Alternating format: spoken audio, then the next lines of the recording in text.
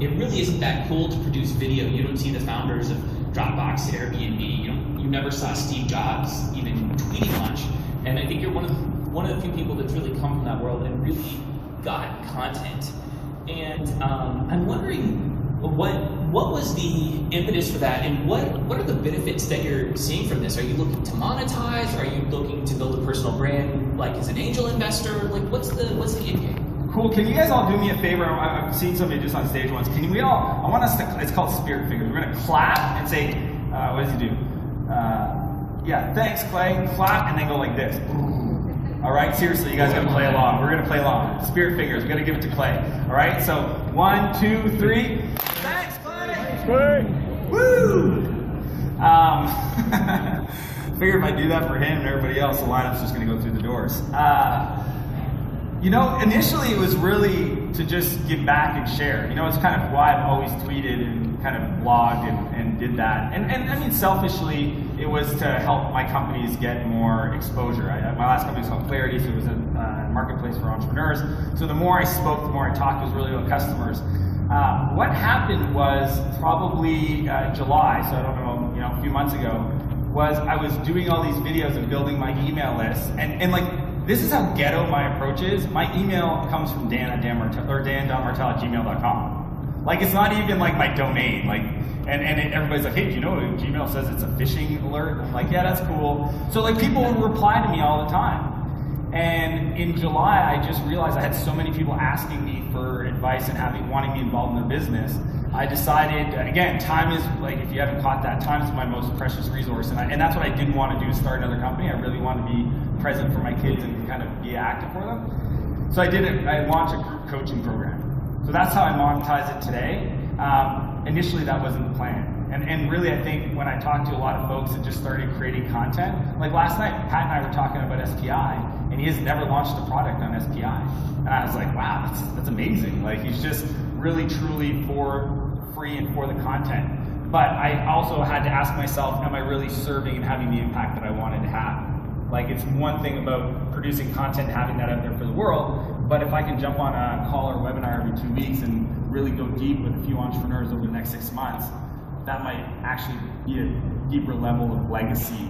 And it turns out it teaches me a lot about the kind of content that I'm gonna produce on the video. So originally there was no plan other than to give back, and I nerded out on all the Facebook ad stuff, and then now it's really about building a broader audience of students that can go out there and create software to change the world. Because I think I feel so lucky that, you know, entrepreneurship saved my life, but I could have easily become like a botanist, right? But I got introduced to computers, and we all know, like, the scale of software is just remarkable. I mean, we live in this world where tomorrow, if your idea is worthy, you can get in front of 1 billion people. That didn't exist, and that's why I get excited working with the students that I have. So thanks for the question, Clay. Yeah, thank you, Dan. Cheers.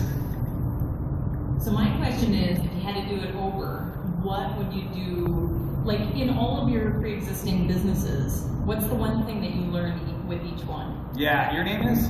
Chris. Okay, don't move, Chris. We're gonna, okay, I figured it out. It's Shazam, okay? You go, Shazam.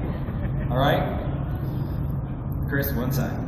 1, 2, 3. Shazam! Woo! That's fun. The one thing that I've learned over and over, I think Ryan talked a bit about it this morning, was test and fail in smaller iterations. When I look, like, I say, you know, what I hate, why I told you guys my story growing up, is because I don't like going up and doing what's called success theater, right? Oh, I'm so smart, look at all the stuff I've done, and ta-da. I don't really teach you guys all the crap that I went through. And my first 2 companies were complete failures. So started, you know, 17, that, you know, 2 years later, that company died, started again. And I just, you know, determined I was going to eventually, my brother asked me, he's like, why are you doing this again? And I was just like, I don't think I can work for anybody else. Like, I don't have an option. And what I learned that eventually started to work, and what I teach my students and really on my YouTube channel, is just failures are experiments that ran too long. Okay, so think about that. When we talk about lean startup, they talk about the idea of experimenting. To me, nothing's a failure if you started with the hypothesis of this is what it should generate or The outcome should be run the experiment, and if it works, great, continue, or if it doesn't, stop. So that's why I think about it. It's experiments that ran too long. So the big thing would be that, but I guess the more important one that could probably land with a lot more people in the audience, Chris, is when I stopped chasing the money and started chasing the problem that I had, the wrong I wanted to right? When I started that, the third company was a wrong in the market that I was pissed off about that I wanted to solve. And that trend has continued with every company, and it's what I do today, right? When somebody asked me earlier, like, well, who's your audience for YouTube videos? It's everybody that got told no of all the 1,500 accelerators around the world.